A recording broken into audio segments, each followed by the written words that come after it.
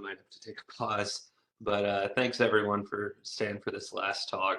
I'll be presenting some work that our OU Map Lab has made to assimilate all sky radiances, ABI, all sky radiances, and FV3 LAM in a RRFS-like system. So RRFS is a rapid refresh forecast system. It's the next high resolution GA forecast system operated by NCEP as sort of the successor to the HER.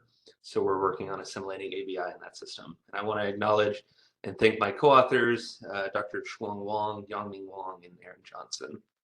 So to start off with, all sky radiance observations provide high resolution, both temporal and spatial information about water vapor and associated cloud hydrometeors. From the ABI, the radiance obs can tell you about mesoscale and synoptic flow patterns, and they also pair well with radar reflectivity observations, given that the radiance data provide somewhat similar information in non-precipitating regions. So in general, the ABI could be very useful for convection allowing DA and forecasting. However, these data sets are still pretty new and additional research is needed before operational implementation. So again, the goal of this project is to develop novel methods for assimilating the GOES-16 ABI in the RRFS. So the RRFS will use, again, FV3 dynamical core and a GSI-based EnVar DA system. And one of our main scientific questions relates to how to best assimilate all sky radiances in variational, or in this case, EnVar, given that nonlinear forward operators are known to lead to inefficient convergence in similar systems. So to address this goal, I'll present two main sections today. First, overviewing some of the novel methods, really just one method today that we've developed to implement the capabilities in our RRFS system. And then another section which evaluates the impact of these data for a few different cases. So starting with the development, over the past few years, our Map Lab has created this fully cycled EnVar system for FV3 LAM. Here's a brief flowchart which shows the paired system. We have a conventional DA component and then a what we call convective scale DA component, which uses different vertical localization for different scale of observation. So this includes the radar and ABI radiance observations. The control member is updated by EnVar, and then the ensemble members are updated via EnKF, and then there's a final recentering step where the ensemble analyses are recentered around the EnVar control member. So for the ABI observations, we've modified the system to now directly assimilate channel 10 brightness temperature from the ABI. This corresponds to the low-level water vapor channel. So only assimilating a single channel right now, but more on that at the end if I have time. So in order to facilitate the assimilation of ABI data in this system, made a number of developments. These include new inflation methods, an online nonlinear bias correction scheme, adaptive observation error, adaptive thinning. Let me see if I can do a pointer here. Well, I don't remember how to do that. Oh well. But this is a long list. I don't have time to go through all these developments, but I do briefly want to show one of the more impactful changes that, again, we made to improve convergence, which was done by adding brightness temperature as a state variable. So during our early experiments, using configuration of EnVar with standard state variables, moisture, cloud hydrometeors, temperature, it led to very slow convergence requiring upwards of 3,000 inner loops. When investigating this, we found that the cost function gradient was highly imbalanced, which has been documented to lead to slow convergence. And for our case, the imbalance resulted from a highly nonlinear Jacobian, being orders of magnitude larger for some variables. So you can see Jacobian for Q rain here approaching magnitudes of 100,000, while for virtual temperature only about 0.5 deep convection. So this gradient imbalance really was more of a problem for cloudy radiances and in deep convection, where you get these very large Jacobians and for your cloud hydrometeors. So this highly nonlinear observation error led to the gradient being very large, and similar problems have been documented for the direct assimilation of radar reflectivity by Wang and Wang 2017. So we follow a similar solution as to what they propose, which is to directly add, in our case, brightness temperature is a state variable. And this will reduce the Jacobian to simply an identity matrix, or at least only include aspects of interpolation. So this solution requires an additional call to CRTM to compute brightness temperature for each ensemble member. And we also had to modify the increment calculation in EnVar. The increment is calculated as a Schur product between the extended control variable and the ensemble perturbations. In GSI, the extended control variable, there's only a single single quantity that's the same for each state variable, and it's a 3D quantity. So in order to compute a 2D increment in given 2D ensemble perturbations for brightness temperature, we ended up taking the single level of alpha that's closest to the peak of the weighting function. The weighting function is computed by CRTM. So this allows us to get a 2D increment. And after those changes, we found much more efficient convergence, requiring only about 40 inner loop iterations to converge with this new method compared to upwards of 3,000 iterations beforehand. The state variable modifications not only sped up convergence, but we also saw improved analyses and forecasts for both brightness temperature and reflectivity. So I've circled a few regions in these plots with simulated brightness temperature on the bottom and reflectivity on the top. One area where we're seeing large improvements adding this state variable on the right is in terms of spurious cloud cover and spurious reflectivity. We see these regions in eastern Texas. Do a pointer? There we go. Okay, these regions in eastern Texas are all spurious convection, and spurious cloud cover. See that adding this new state variable does help clean up a lot of that. It helps remove some of the spurious precipitation in northern Oklahoma. And overall, we're seeing pretty large reductions in RMS for both and brightness temperature over the 7 data assimilation cycles. And these improvements do continue into the forecast period, with a new state variable in blue having higher skill compared to the earlier forecast. So again, not just more efficient convergence, but also better fit to observations and improved forecast skill. So now moving on to part 2 of my talk, which shows the impacts of assimilating the all-sky radiances for multiple severe weather events. So we assimilated these data for a few different cases, first of which was April 27th, 2021. This case featured a tornadic supercell that developed ahead of a dry line that was just west of this larger synoptic scale cloud deck. And if we just focus on these bottom 2 experiments, which look at assimilating radar observations and then radar plus ABI observations, the channel 10 all-sky radiances, you can see that with just radar, this synoptic cloud deck is shifted too far east compared to its observed location, which is indicated by this dashed black line. And also the cloud top temperatures within that cloud deck are slightly too warm. And when we add in the ABI observations, we shift that synoptic cloud deck further west and also better analyze the temperatures within that cloud deck. So seeing some synoptic scale cloud benefits when assimilating these data. Looking a little bit more at the convective scale, this is for another case on May 26, 2021. For this case, we found major benefits for assimilating the ABI radiances in relation to the supercell that developed in central Kansas, produced a tornado and some pretty large hail. We did hourly cycling for this case beginning at 18Z, so this is cycle number 2. And you can see that assimilating only radar observations, well, conventional and radar observations, isn't able to spin up this supercell yet. Whereas when we add the ABI observations, we get a nice analysis of the cloud structures, or at least the shape and location of this anvil cloud, because that's correlated with low-level hydrometeors and precipitation fields. We begin to correctly analyze the location of this supercell. By cycle 2, radar plus ABI is correctly analyzing this dual convective core structure and getting overall a pretty nice analysis here, whereas radar is still lagging behind. Very little precipitation and almost no organized cloud structures. It takes until the 4th cycle for radar to really show any signs of this event. but still not organized and not with a correct structure, whereas radar plus ABI is overall looking very good.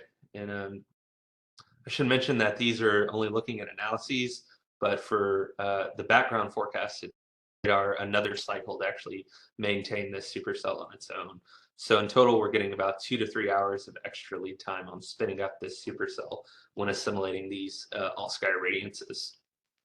Another benefit of the all-sky radiances comes from improved suppression of spurious convection. So for these plots in eastern and central Texas, all of this convection is spurious, all of this reflectivity, and all of the clouds in this forecast brightness temperature are spurious. And this is a well-known problem in FE3 LAM that's currently they're working on resolving, but haven't solved it just yet. But this overconvection problem, especially with some of these small convective cells. But for this event, you can see that assimilating the radar data does remove a lot of the spurious reflectivity, or at least suppress it. But in terms of the cloud cover in the simulated brightness temperature, none of those anvil clouds, those high anvil clouds near the tropopause, are removed.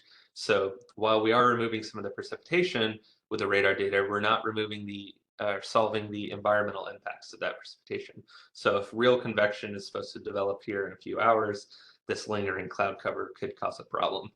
But when we assimilate the ABI observations, we're again removing a lot of the precipitation, but we're also now starting to remove some of the environmental effects of that spurious precipitation.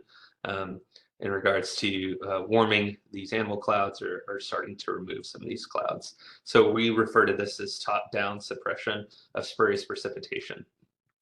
And you can also see that by looking at the increments over a point of spurious convection. You can see that both experiments are removing the reflectivity associated with that convection.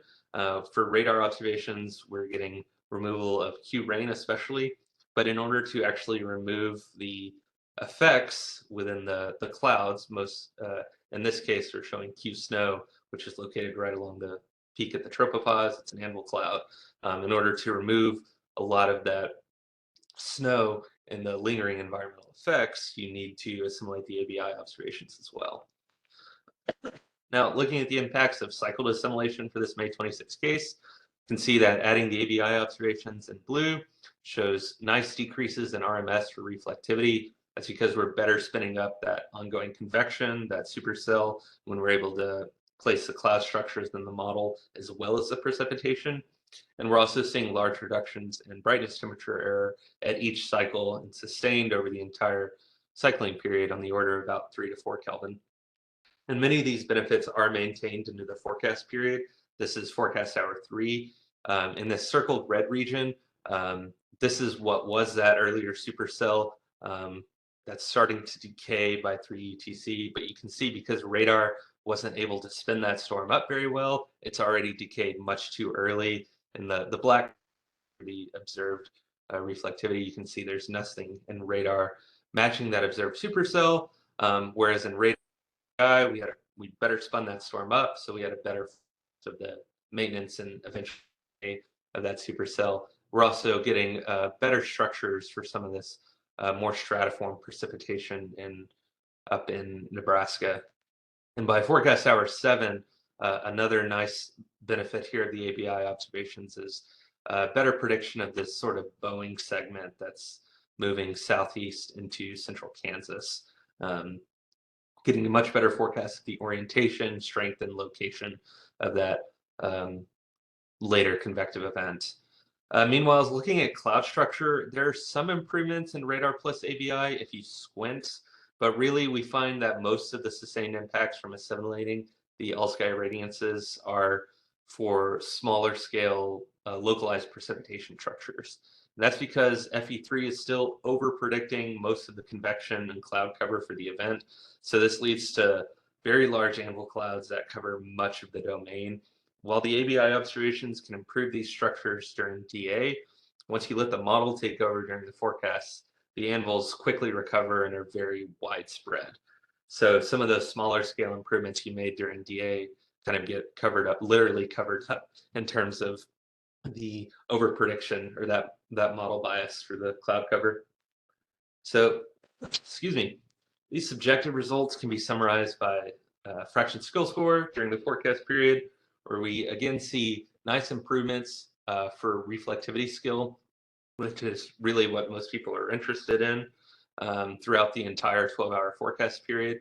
But again, smaller impacts to brightness temperature because those animal clouds quickly become too large and widespread due to that model bias. So most of the impacts, again, are for smaller localized convection. So in summary, we developed capabilities for assimilating GOES-16 all-sky radiances for FE3 Lam and Rufus.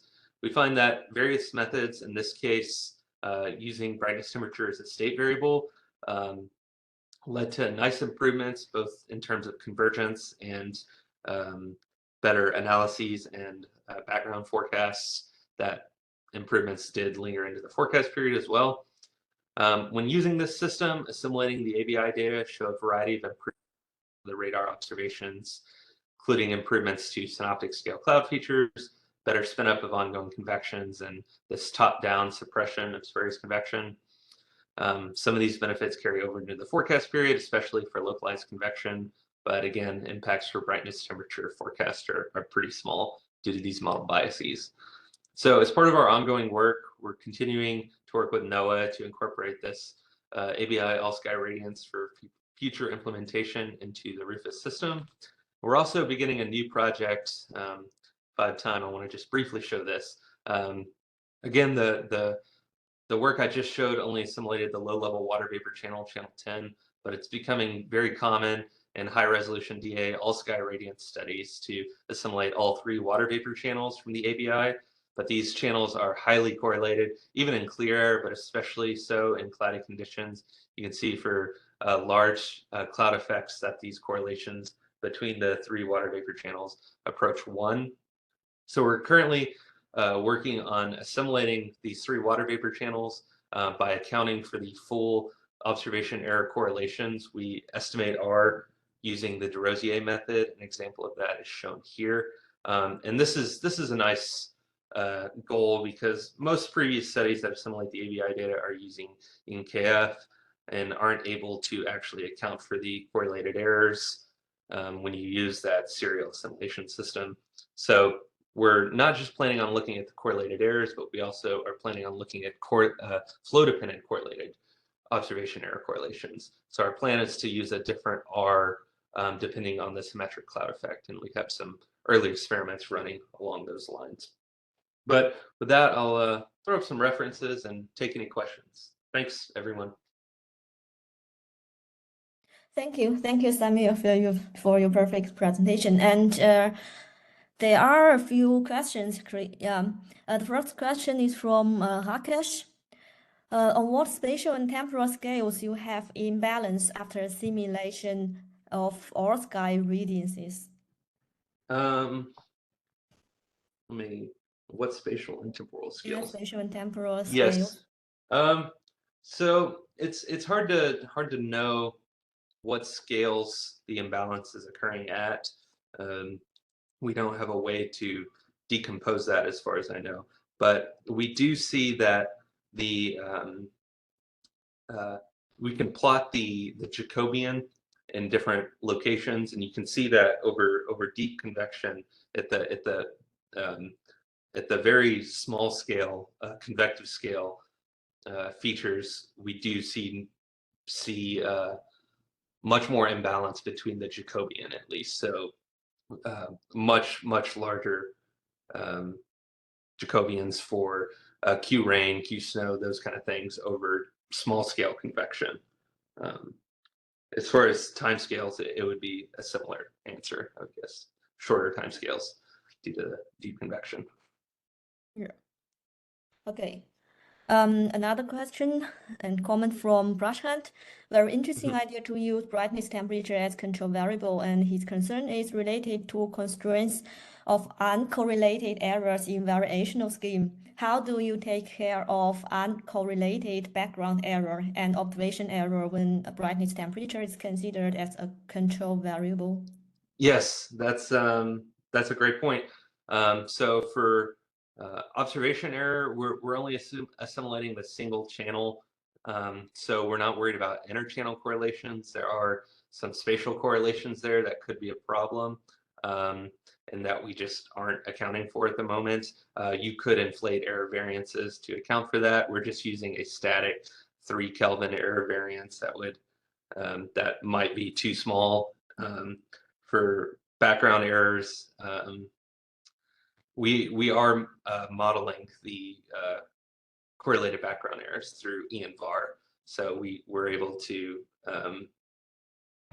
calculate a fully correlated PB by computing brightness temperature for each member. So that is accounted for. Yes. Okay. Another question from Mattia. Do you have results to show the impact of all-sky ABI observation on geophysical fields, for example, the temperature, humidity?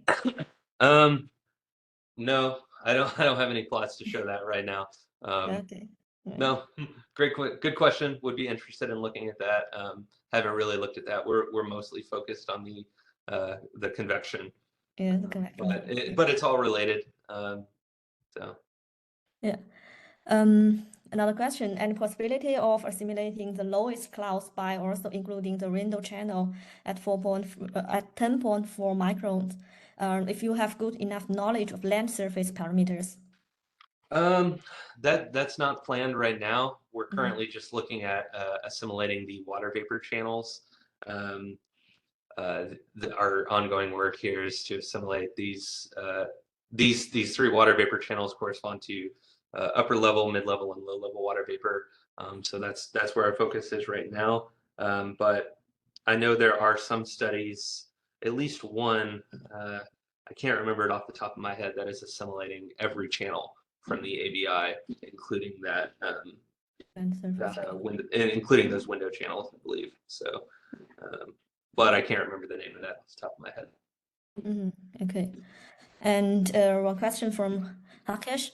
Why do different observations like radar and ABI gives different scales-based improvement in cloud structure? Yeah. Why the reason? Yeah. So the radar observations are really only sampling that low-level precipitation field.